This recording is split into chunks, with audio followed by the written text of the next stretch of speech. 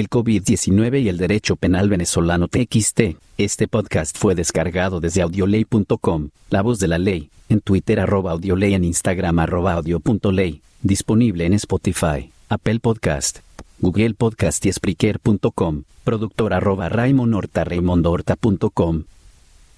El COVID-19 y el derecho penal venezolano. Autor, doctora Juditas Delany Torrealba. Existe una amplia gama de situaciones que pueden construir un puente comunicante entre el derecho penal y el COVID-19. Aspectos que de manera concreta trataré de abordar en este escrito para que se pueda entender el alcance que, en el derecho, específicamente en el penal, tiene la existencia de una pandemia, el derecho procesal penal y el COVID-19. Últimamente, ante la existencia de esta pandemia, se va haciendo eco de las posibles consecuencias jurídicas que la misma puede ir generando en la sociedad, y una de las que me ha llamado mayormente la atención es en el tema del derecho penal. Dado que pareciera que la consecuencia directa subyace en observar cómo la pandemia y las medidas de cuarentena han ido creando indefensión en aquellos que se encuentran por diversos motivos privados de libertad y que por la naturaleza del delito perpetrado no detentan de una medida sustitutiva de libertad, y ante la paralización de los tribunales ordinarios, solo quedando de guardia los tribunales de control en materia penal y específicamente para casos de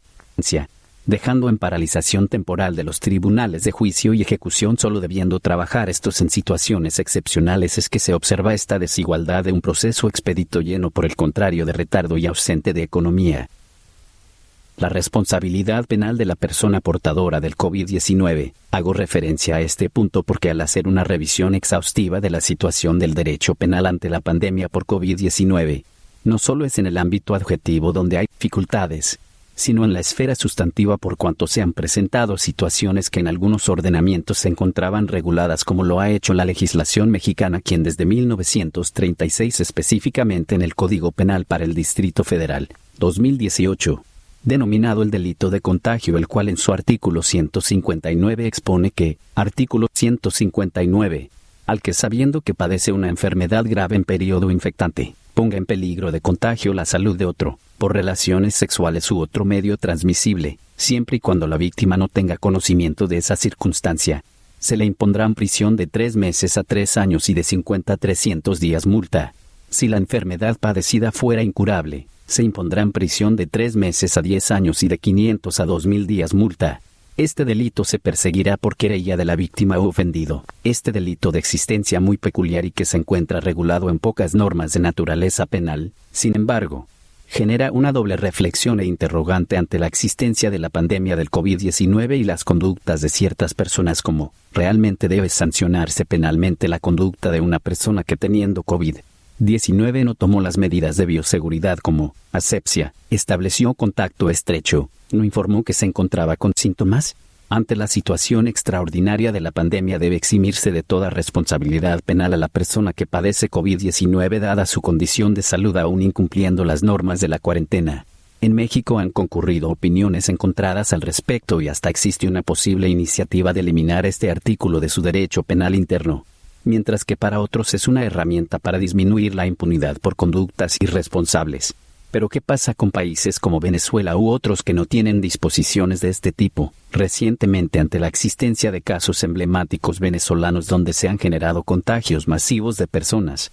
el criterio acogido por la Fiscalía del Ministerio Público bajo el impulso del fiscal general se consagran en hacer mención de un concurso de delitos conformados por desacato del decreto presidencial de cuarentena y lesiones gravísimas en caso de solo tratarse de un contagio entre jóvenes y adultos, pero si existe la presencia de niños, niñas y adolescentes, entonces sería aplicable el delito de desacato del decreto presidencial de cuarentena, delitos de comisión por omisión del cuidado de menores de edad previsto en la Ley Orgánica de Protección del Niño, Niña y Adolescentes y lesiones gravísimas previsto en el Código Penal. Debiéndose por lo tanto analizar el victimario actuó de manera dolosa o culposa. Al momento de conocer sobre la pandemia cumplió con las debidas normas de seguridad, implicando, por lo tanto, un resultado de acusación variable ante los hechos que generaron el contagio y la propagación del virus, pero que debe ser manejado cuidadosamente para no forjar impunidad en algunos casos o una sentencia injusta en otros.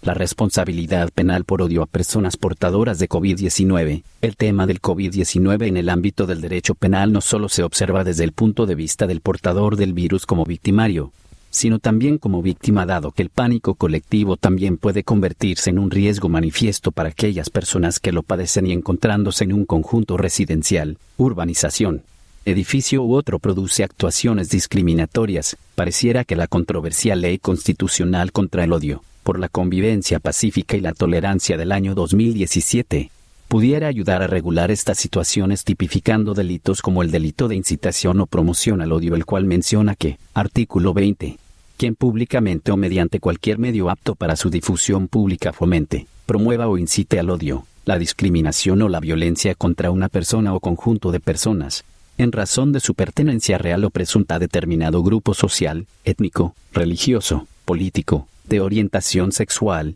de identidad de género, de expresión de género o cualquier otro motivo discriminatorio, será sancionado con prisión de 10 a 20 años, sin perjuicio de la responsabilidad civil y disciplinaria por los daños causados. Ante la existencia de este tipo de manifestaciones es evidente que sí puede generar terror en la persona o su familia o grupo de personas que tengan que cubrir la cuarentena por el presunto padecimiento del COVID-19. Y ante retaliaciones o acto de odio, el derecho penal venezolano debería de recurrir a este artículo para tratar de sancionar los posibles actos que en contra de enfermos de COVID-19 pudieran realizarse. La situación de los privados de libertad ante el COVID-19.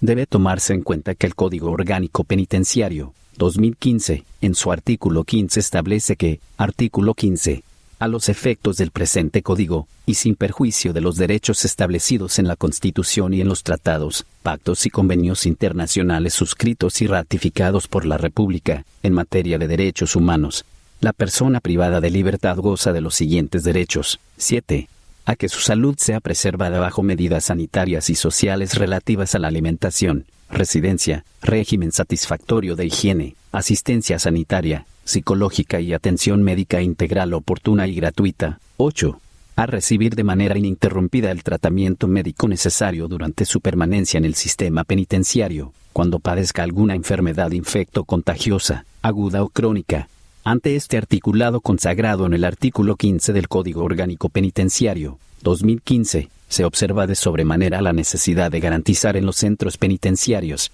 internados judiciales entre otros, las debidas garantías para la salud de los privados de la libertad. Sin embargo, habría que pensar realmente el sistema penitenciario se encuentra preparado para afrontar una pandemia. Países, por ejemplo, como Colombia, ante la existencia de esta situación ha tomado medidas como el otorgamiento de beneficios de prisión domiciliaria en ciertos casos, pero que en Venezuela podrían circunscribirse en situaciones como enfermos de cáncer, VIH, insuficiencia renal, diabetes, insulinodependientes, trastorno pulmonar, entre otras graves enfermedades, personas con movilidad reducida por discapacidad, condenados por delitos culposos, quienes hayan cumplido el 40% de la pena privativa de la libertad, todos los diagnosticados por coronavirus, siempre y cuando no haga parte de los excluidos. En fin, ante este tipo de situaciones se deberían de mantener estas medidas por 6 meses a los fines de descongestionar las instituciones penitenciarias y garantizar la salud de los privados de libertad. En fin, se quiso hacer énfasis en estas breves líneas sobre el impacto que el COVID-19 ha tenido sobre el derecho penal y cómo es un reto para los jueces, fiscales, defensores públicos y abogados privados del derecho penal de cómo deben ser aplicadas las normas en esta inédita época de pandemia, publicado con autorización de la autora, Twitter, @Satiduj. Este podcast fue descargado desde audioley.com y su texto se encuentra publicado en tuabogado.com. Twitter @tuabogado.com, Instagram tuabogado.com. Este podcast fue descargado desde audioley.com. La voz de la ley, en Twitter @audioley, en Instagram @audio.ley. Disponible en Spotify, Apple Podcast, Google Podcast y Spreaker.com.